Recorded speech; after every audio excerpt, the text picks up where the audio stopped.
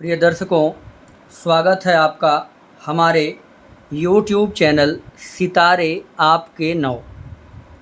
आप हमें जहाँ से भी देख पा रहे हैं, हम आपके मंगलमय जीवन की कामना करते हैं। एस्ट्रोलॉजी में एक बड़ा महत्वपूर्ण बिंदु जो दर्शक बार बार पूछते रहते हैं कि गुरुजी, मेरा विवाह किस दिशा में हो सकता है, क्योंकि बहुत से ऐसे हमारे भाई बहन हैं जिनका विवाह काफ़ी समय से देखा जा रहा है परंतु बात बन नहीं पाती। तो कभी कभी उसमें यह भी होता है कि हम विपरीत दिशाओं में विवाह खोजने निकला करते हैं। अगर आपको पता चल जाए कि किस दिशा में विवाह फिक्स होगा तो 4 दिशाओं में से 3 दिशा तो आप छोड़ ही देंगे, और यदि 3 दिशा का काम एक ही दिशा में किया जाए तो काफ़ी जल्दी और बेहतर रिजल्ट मिल सकता है। तो हमारे प्यारे दर्शकों, आप मात्र 5 सेकंड का समय निकाल करके वीडियो को लाइक और चैनल को सब्सक्राइब कर लीजिए। आगे बढ़ते हैं। मैं बहुत ज़्यादा समय सब्सक्राइब पर नहीं लेता हूँ ताकि आपको बोरिंग लगे। मैं टू दी पॉइंट ही बात करता हूँ, लेकिन आपका सब्सक्राइब करना और आपको वीडियो को लाइक करके कमेंट करना हमें ये बताता है कि आप हमें सुनना चाहते हैं।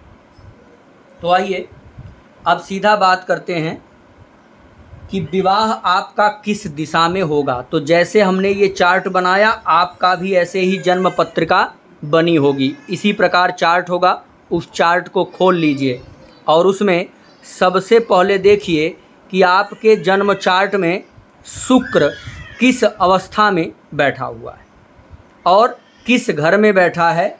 तो सबसे पहला जो हमारा सूत्र लगता है ना, कि शुक्र से सप्तमेश की जो दिशा हो उसी दिशा में कन्या का विवाह होता है। तो अब इस कुंडली में देखें तो शुक्र एकादश भाव में बैठा है और शुक्र से सप्तमेश यानी यहाँ से 7वां घर देखिए तो 1 2 3 4 5 6 7।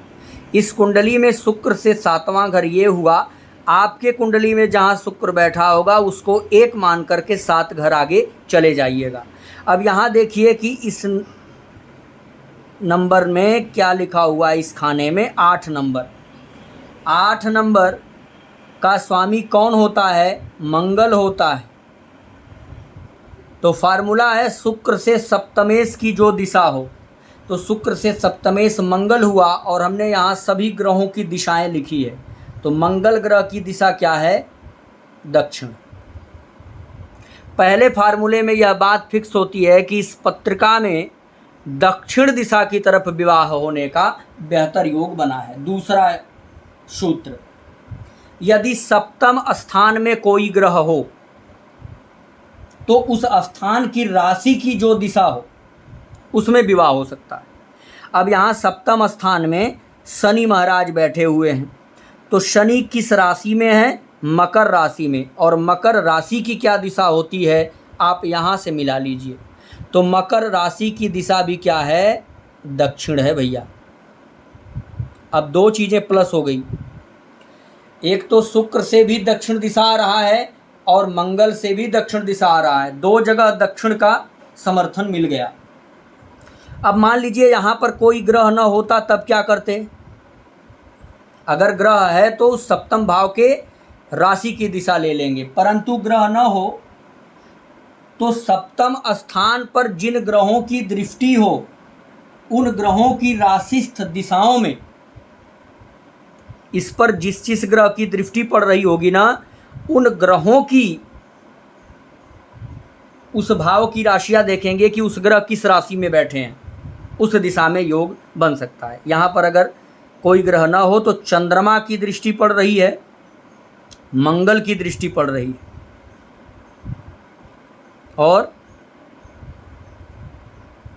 तो किसी ग्रह की दृष्टि हमें दिखाई नहीं दे रही है। अभी यहाँ पर जो मंगल लिखा हूँ मैं समझाने के लिए लिखा था, इस कुंडली का मंगल यहाँ है, तो 2 ग्रहों की दृष्टि हमें दिख रही है,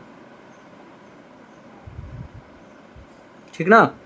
तो चंद्रमा किस राशि में है? कर्क राशि में। कर्क की दिशा क्या होती है? उत्तर दिशा, यानी कर्क के हिसाब से उत्तर दिशा का योग भी बन रहा है इस पत्रिका में। और मंगल की चौथी दृष्टि है, तो मंगल किस राशि में है? तुला राशि में। तुला की दिशा क्या है? पश्चिम।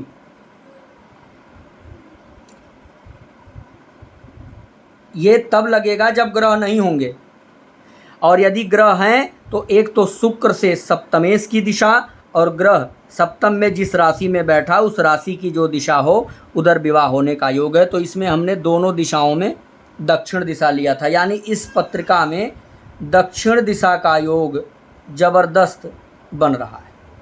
इस प्रकार से आप अपने जन्म पत्रिका में भी देख सकते हैं कि आपके विवाह का योग किस दिशा में है। दूसरा प्रश्न आप ले सकते हैं कि आपका विवाह दूर होगा या नज़दीक होगा। तो अब देखिए, अगर आपके सप्तम भाव में चर राशि हो, स्थिर राशि हो, तो आप तय कर सकते हैं या द्विस्वभाव हो,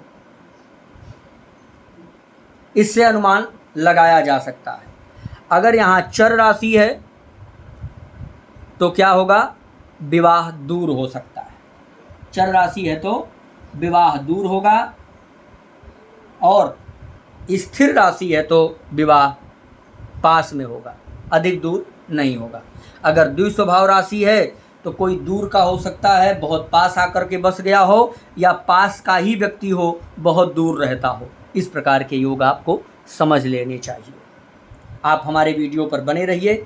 अधिक जानकारी के लिए आप हमसे संपर्क कर सकते हैं। हमारा व्हाट्सएप नंबर 7753003827, इस पर आप हमें व्हाट्सएप करके जानकारी भी प्राप्त कर सकते हैं।